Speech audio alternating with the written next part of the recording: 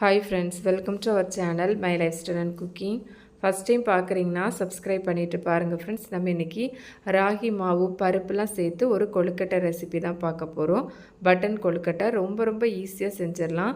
ரொம்ப சுவையாகவும் இருக்கும். இரும்பு சத்து, நார்ச்சத்து, புரதம்லாம் நிறைந்த ஒரு சூப்பரான ஒரு ஃபுட்டு. ரொம்ப சாஃப்டாக ரொம்ப டேஸ்ட்டாக இருக்கும். வாங்க இந்த ரெசிபி எப்படி பண்ணலான்னு பார்க்கலாம்.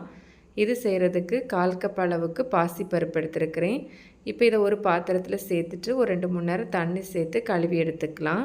இது கூடவே தேவையான அளவு தண்ணி சேர்த்து ஒரு 15லேருந்து ஒரு 20 நிமிஷம் மட்டும் ஊற வச்சாலே போதும்.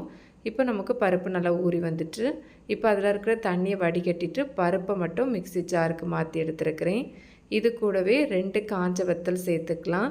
கூடவே ஒரு 1/4 டீஸ்பூன் அளவுக்கு ஜீரகம் சேர்த்துட்டு நம்ம இதில் தண்ணியெலாம் எதுவும் சேர்க்கக்கூடாது. சேர்க்காமல் இதை நல்லா கொரப்பாக அரைச்சி எடுத்துக்கலாம். பல்ஸ் மோடில் இது போல் அரைச்சி எடுத்துக்கோங்க. 1-2 பருப்பு அரைப்படாமல் இருந்தால் கூட குழப்பம் இல்லை. ஆனால் பேஸ்ட்டாக அரைச்சி எடுக்கக்கூடாது. இது போல் அரைச்சிட்டு இப்போ நம்ம இதை மாற்றி வச்சிடலாம். அடுத்ததாக ஸ்டவ்வில் ஒரு பேன் எடுத்து வச்சுருக்கிறேன்.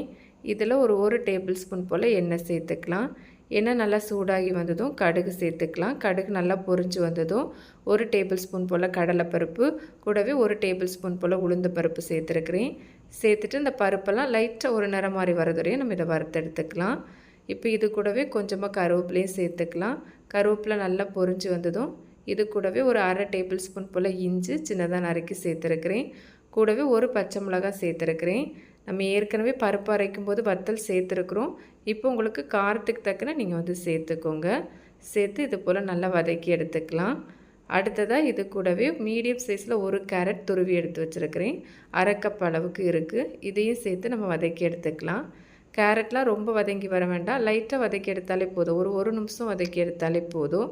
இப்போ இது கூடவே நம்ம ஏற்கனவே பருப்பு வந்து அரைச்சி வச்சுருந்தோம்ல, பருப்பு வத்தல்லாம் சேர்த்து அதை இதில் சேர்த்துக்கலாம். முழுவதுமாகவே சேர்த்துட்டு நம்ம சேர்த்துருக்கிற அந்த பருப்போட பச்சை வாசனை போகிற மாதிரி இது போல் நல்லா வதக்கி எடுத்துக்கலாம்.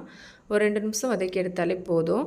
இது போல் அந்த பருப்பு நல்லா வதங்கி நல்லா சேர்ந்து வந்ததும் இது கூடவே 1/2 கப் அளவுக்கு தேங்காய் துருவல் வந்து சேர்த்துக்கலாம். நல்லா ஃப்ரெஷ்ஷாக துருவினா தேங்காய் துருவலாக சேர்த்துக்கோங்க. சேர்த்துட்டு நல்லா கலந்து எடுத்துக்கலாம்.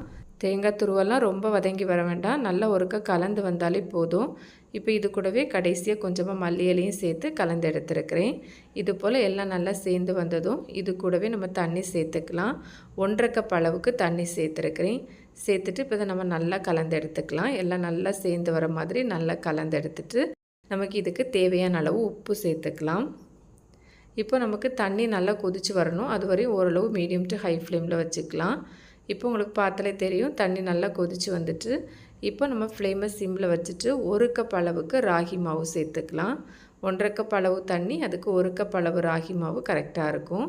சேர்த்துட்டு நல்லா கலந்தெடுக்கணும். இது போல் நல்லா கலந்து எடுத்துக்கோங்க. இது நல்லா அந்த பேன்லேருந்து விட்டு வரணும். இது போல் ராகி மாவில் பண்ண நிறைய வெரைட்டியான ரெசிபி நம்ம சேனலில் இருக்குது. லிங்க் எண்ட் ஸ்க்ரீன் ஐக்கார்ட்லலாம் கொடுத்துருக்குறேன். ஃப்ரீ டைமில் சேனலையும் விசிட் பண்ணி பாருங்கள். கண்டிப்பாக உங்களுக்கு யூஸ்ஃபுல்லாக இருக்கும். இது போல் நல்லா அந்த பேன்லேருந்து விட்டு வந்ததும் நம்ம இப்போ ஸ்டவ் ஆஃப் பண்ணிடலாம். இது நமக்கு கொஞ்சம் ஆறி வரட்டும். நல்லா கம்ப்ளீட்டாக ஆறி வரணும்னு வேண்டாம். லைட்டாக ஒரு சூடு இருக்கும்போதே நம்ம இதை பிசைஞ்சு எடுக்கணும். இப்போ இது கூடவே ஒரு டீஸ்பூன் போல் நெய் சேர்த்துருக்கிறேன். கையிலையும் கொஞ்சமாக நெய் அப்ளை பண்ணிவிட்டு நல்லா இதை வந்து சாஃப்டாக பிசைஞ்சு எடுக்கணும். நல்லா இது போல் பிசைஞ்சிட்டு நார்மல் நம்ம சப்பாத்தி மாவுக்கெலாம் பிசைஞ்சு உருட்டி எடுப்போம்ல, அது போல் நல்லா சாஃப்டாக பிசைஞ்சு உருட்டி எடுத்துக்கலாம். இப்போ இதிலேருந்து கொஞ்சம் கொஞ்சமாக மாவு எடுத்து உங்களுக்கு என்ன மாதிரி ஷேப் வேணுமோ அது போல் ரெடி பண்ணி எடுத்துக்கோங்க. நார்மலாக நம்ம கொழுக்கட்டெல்லாம் ரெடி பண்ணுவோம்ல, அது போல் கூட நீங்கள் ரெடி பண்ணி எடுத்துக்கலாம். இல்லை சின்ன சின்ன உருண்டைகளாகவும் பிடிச்சி எடுத்துக்கலாம்.